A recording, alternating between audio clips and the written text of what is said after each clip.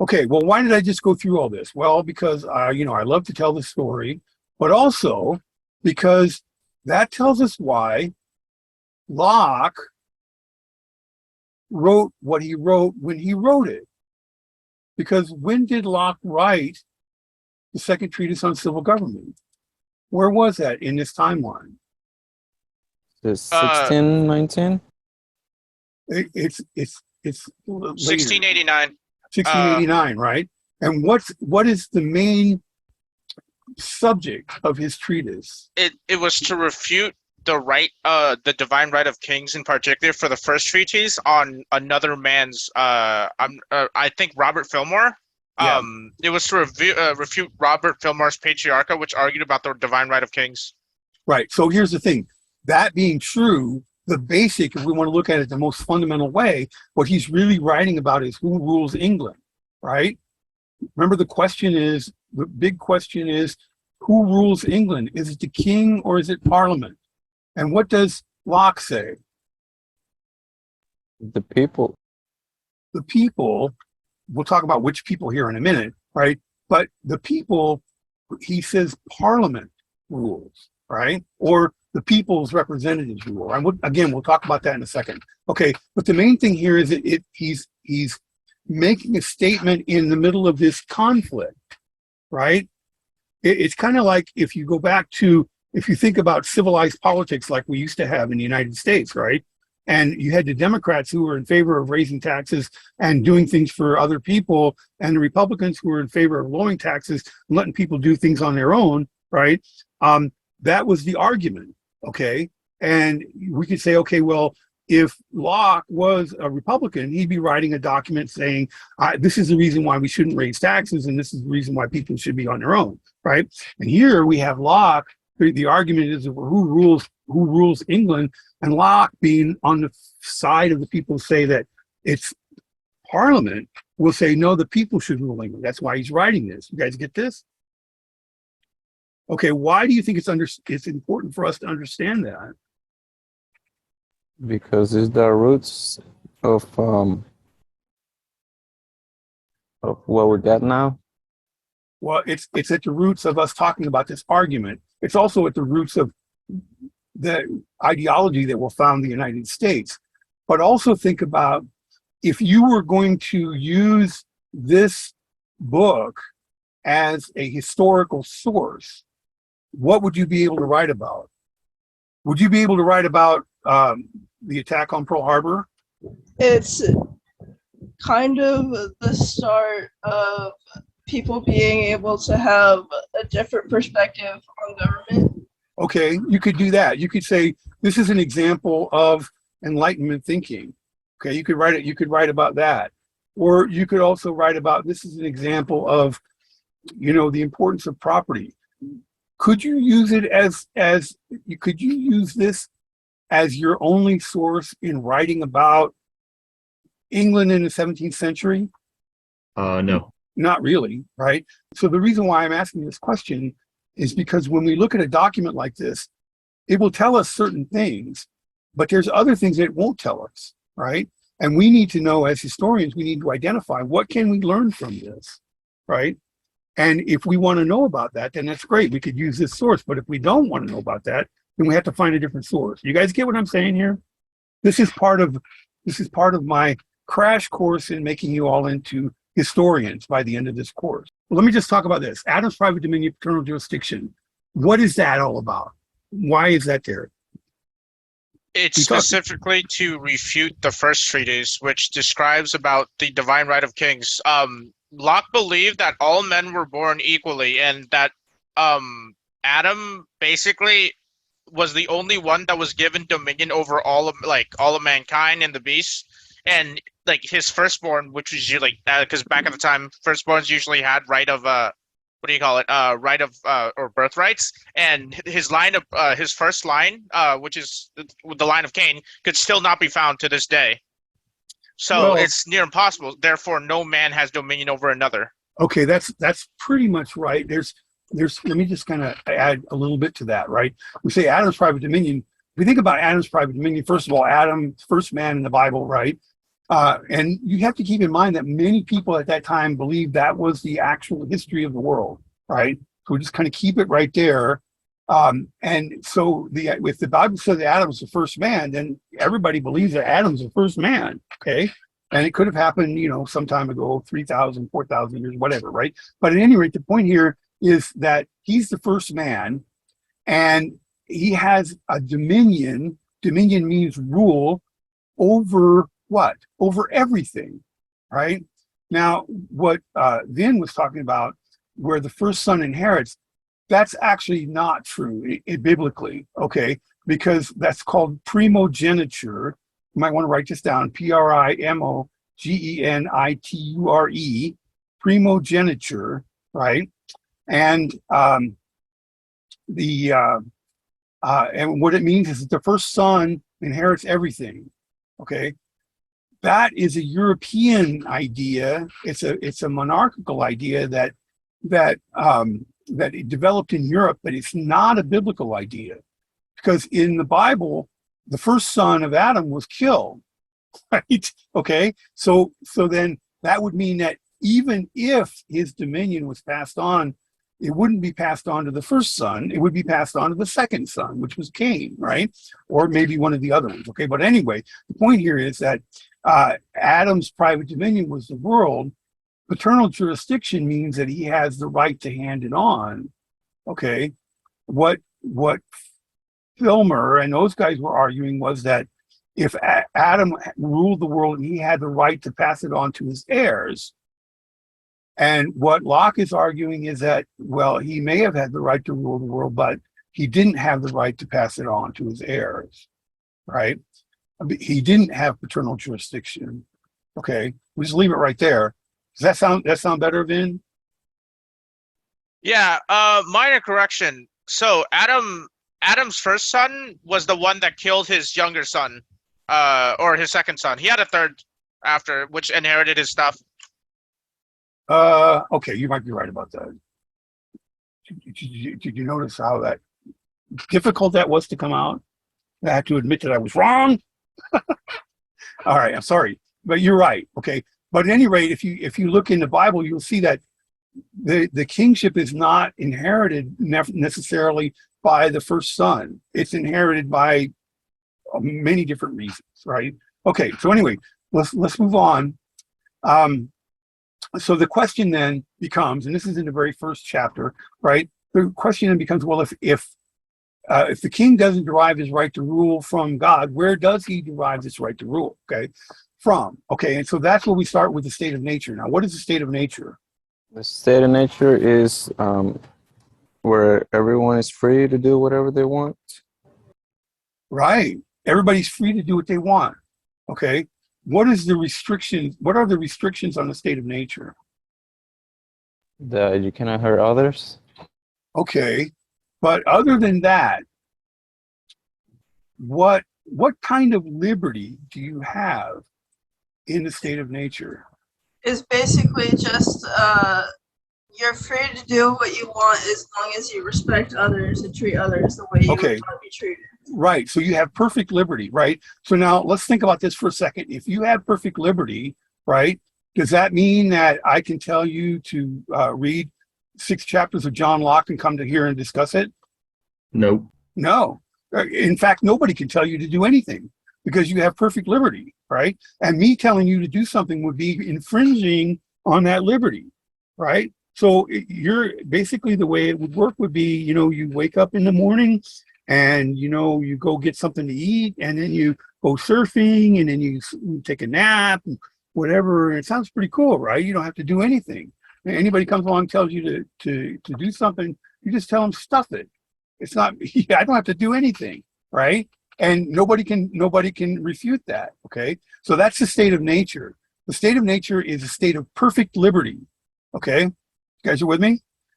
But there is a restriction. Somebody told me what the restriction was. What was it? The restriction is otherwise known as the law of reason, where no one man should harm another's life, liberty, and or property. Exactly. No man should harm another's life or property. And if you look in I wish I had my document because I could read it to you exactly, but it says this is the law, which anybody knows this, and what affirms this law. We know this is the law because what? Because of, Vin, you said it. Because of The law of reason. reason. Because of reason. Now, you guys may have just read right through that, right? But the reality is that this is revolutionary for the time, because if we want to know something is true, how do we know it's true in the 17th century? The Bible. The Bible, exactly. We know what's true because of what the Bible says is true. But this isn't saying that. This isn't saying anything about the Bible in terms of its basis for truth, right? Instead, it's saying we already know this is true. And how do we know it? Because it's here in our noodles, right? You guys got that? Questions, comments about this? Okay, so this is why this is called the age of reason. It's not the age of let's figure out what the Bible says. Okay, you guys got it? All right. So state of nature is the state where you can do anything you want, perfect liberty, but you can't harm anybody else. You can't take away anybody else's liberty, essentially. And we know that because of reason. All right, you guys got that? Now, what happens if somebody does violate somebody else's liberty? What do we call that? We call that the state of war. State of war, exactly. Now, this is important. Think about this now. All right, so the state of war is where, let's say, you got a dog on your bed there, right? What kind of dog is that? He's a long-haired dachshund cocker spaniel. Okay, what's his name? Tucker. Tucker. Okay, so here's what happens. Kelly owns Tucker, but I decide to go and grab Tucker and keep him for myself, right? Did that violate Kelly's liberty? Yes. Absolutely. So by doing that, what have I done? I have placed myself in a State of war. state of war with Kelly, right? Now, what recourse does Kelly have to defend herself and her dog from me? She can kill you. Really? If I stole your dog, you could come and kill me? Oh, do you mean now? I'm saying now, yeah. Oh, yeah, no. She'd call the police and Call the whatnot. police, right? Okay. But in the state of nature, is there any police? Yes. Yes. Well, I read, maybe I forgot, maybe I'm recalling wrong, but it said that all people can be, it was like enforcers of the state of nature. Exactly. Essentially, what it means is that the only recourse that Kelly has in the state of nature is, we're not in the state of nature, obviously, but if we were in a state of nature, the only recourse that Kelly has is her own ability to create force and violence, right? So if I took her dog or if I attacked her, the only way she would have to defend herself is by whatever force and violence she could muster on her own, right? You guys get what I'm saying? That's actually the problem with the state of perfect liberty, right? The state of perfect liberty is, yeah, you have all this freedom, but anybody can take it away from you if they're stronger than you are. You guys got it? Questions, comments about that? Okay, so state of war then is when I put myself into I violate somebody else's liberty, right? And what is the outcome of the state of war? Let me just tell you straight up. The outcome of the state of war is always going to be death. Either Kelly's going to die or I'm going to die or both of us are going to die. And that's how the war ends. So just like in Romeo and Juliet, you or I or both must die, right? That's the state of war. Okay. Now I know that's not true now. Okay, although it kind of is in a way. But let's just say that this is the major point that I'm going for, right? Okay, so now I'm going to take a little bit of a detour here and talk about slavery, because Locke talks about slavery, okay? And basically, up until this time, the way that we knew or the way that we justified slavery was by inferiority, that superior people had a right to enslave inferior people, right? And then you can define inferior any way you want to, and that gives you the right to enslave them, right? Okay, but Locke says no, that's not right. What happens is that somebody who becomes a slave is somebody who has lost a war, right? Well, what is the outcome of war? Death. Death, right? So that means then that a slave, if they've lost the war, they're dead. Even if they're still moving around, their bones are still moving around, they have lost their personhood by losing the war. And so they can be kept alive as slaves as long as they do the work for the master, right? But if they don't do the work, then Locke says, well, you just kill them because they're already dead anyway, right? You guys get what I'm saying here?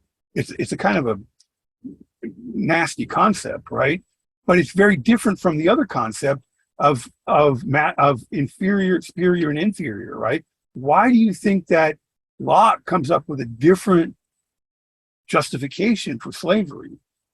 Because he says, does he say that there's superior and inferior people? No. No, he says all men are created Equally. right? So therefore, there couldn't be anybody inferior. The slave is equal, born equal to everybody else, right? But it also tells us that everybody can't, all people are created equal in the state of nature, but not everybody will remain equal. Okay, so now let's move on. If you have any trouble with this, just let me know. All right. So let's move on. This is the big issue right here: property. Right? What is property? Property is anything you put the work into producing. Okay. So basically, anything that I expend labor in obtaining is my property, right? Yes. Okay, well then, when I stole Kelly's dog, it was mine because it was some labor for me to take her dog. No, because it was her property to begin All with. right, exactly. So to create property, it has to be unowned, right? It has to be in the state of nature. You have to take it out of the state of nature. Right. So what happened? What he uses the example of an apple tree and an apple, right? If I go to the tree is in the state of nature, the apple on the tree belongs to who? To everybody. Everybody or nobody, right? But then I expend my labor by picking that apple off the tree. Now that apple belongs to who? To you. To me, right? And what can I do with this apple? Whatever you can want eat with it. I can do pretty much anything I want with it. What can you do with it? Absolutely nothing. Nothing. You can't touch it because it's my property. And you will notice that in this chapter 6, I think it is, he says that if you come and take my apple, or if I come and take your dog, you could kill me. Because taking my apple or me taking your dog, if I could do that, I could also take your life, right? So essentially he equates property with liberty. If I take away your property, it's the same thing as taking away your liberty. You guys get what I'm saying? All right, so keep that in mind, because when we think about liberty, we don't think about that, do we? We think about, okay, I can wear the U.S. flag as underwear and raise my fist on the street corner, and nobody can do anything about it, right? That's liberty, okay? But not for them. Liberty is property. Liberty is what you own, essentially, right? Including yourself, okay? So now, when we said I could do anything with my property, or when Vin told me I could do anything with my apple, right? Is there no limit on that? Is there any limit on the amount of property that I can own? Well, yes, physical property. So what happens is you should only take what all that you need in order to for land at least and stuff related to like of nature. But that's where Okay, money comes in. right. So you can only use you can only keep what you can use, essentially, right? But here's the thing, and going along with what we just said, right? Let's say that I'm in 17th century England, and Locke writes that in the beginning, all the world was America. What does that mean? What does he mean by all the world was America? What was America? America at that time was currently open, vast, free. There were a lot of land, but right now Right. in England, it's the opposite because there's so many people clumped up in that single spot, but there's not enough land or like stuff to dictate who Right. gets what. So America is the state of nature, right? And that was one of the draws of America was people could go to America and gain wealth. Okay, and so let's say that I'm an immigrant or an immigrant from England to America, right? And I go into America and I find an apple orchard, right? And I want that apple orchard. How could I make that apple orchard mine? This is how the English did it. They built a fence around it, right? If they built a fence around it, that was the same thing as mixing your labor with it. So therefore it was yours, right? So I could go to America, I could build a fence around this apple orchard, and now the apple orchard is mine, right? So then fall comes and I go out and pick all the apples and I put them all in my barn. Then what's going to happen?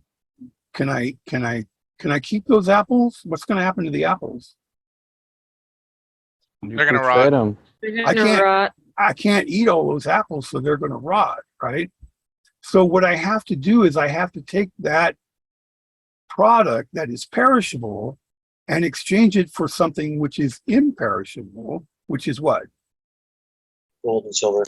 Money. Yeah, rocks and paper, right? Okay, so I can sell you my apples, and then I can get rocks and paper in return, right? And do these rocks and paper rot? No, so that means I can still use them, right? And that's how I can gain lots of wealth. Okay, you guys follow what I'm saying here? Questions, comments about that? Okay, now, here's the problem. Going back to the problem with living in a state of nature is what?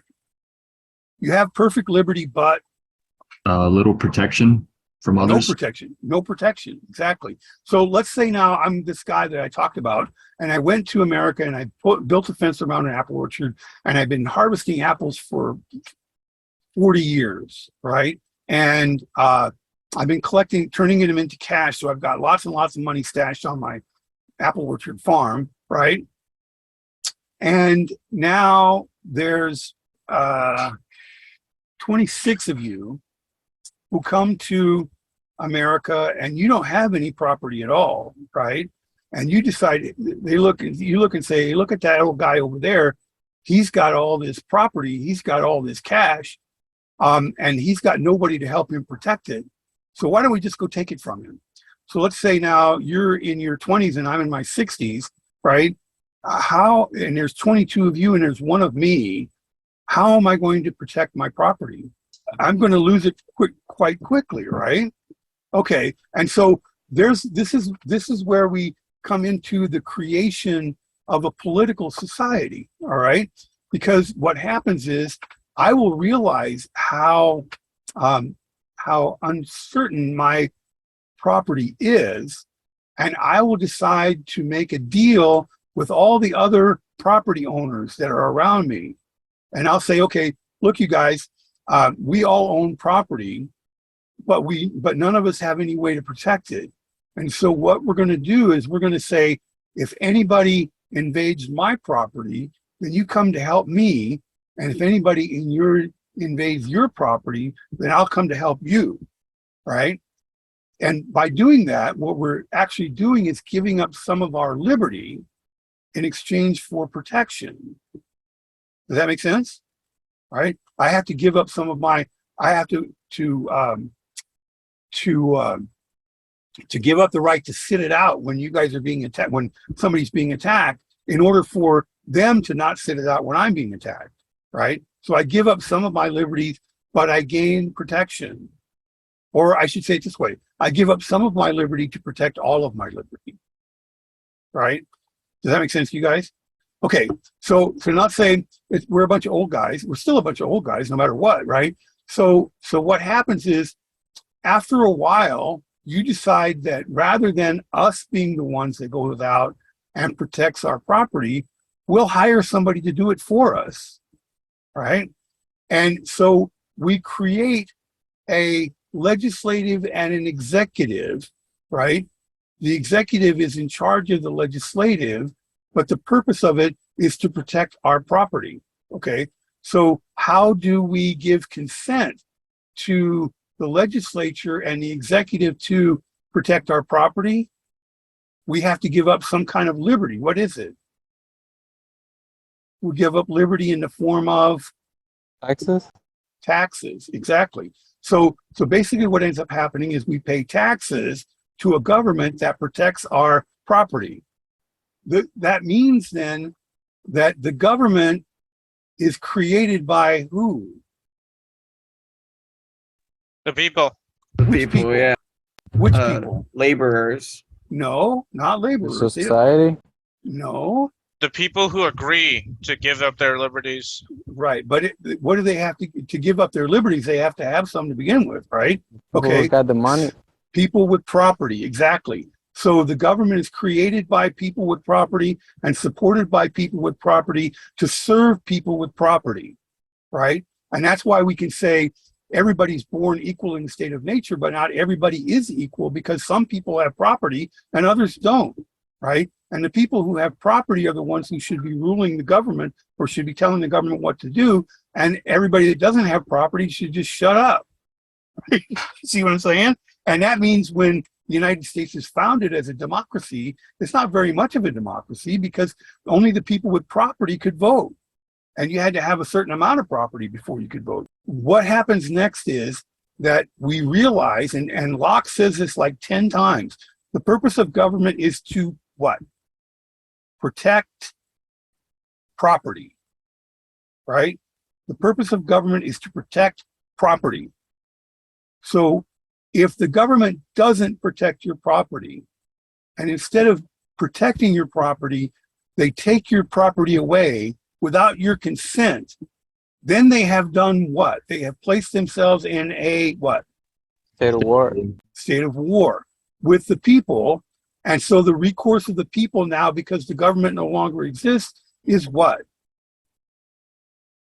Violence. Well, it's to get rid of the government, right? We'll say this government is not doing what it's supposed to be doing. Instead, it's instead of protecting us, it's attacking us. So we're going to get rid of the government. Remember, the state of war always ends in what? Death. Right. So it's either going to be death of the government or death of the people, right? You guys get what I'm saying? And this is exactly what happens with the American Revolution, right? The king, parliament was taking money away from the Americans without their representation, without their consent. And Americans said, no, you're not doing what you're supposed to be doing. We're going to form our own government. Again, we're going to go through all this as we go on. But that is essentially the reason why, the couple things that we take from reading Locke. One is the importance of property in our system, right? Our system essentially is set up to protect property. And then later on, rights come more and more into it.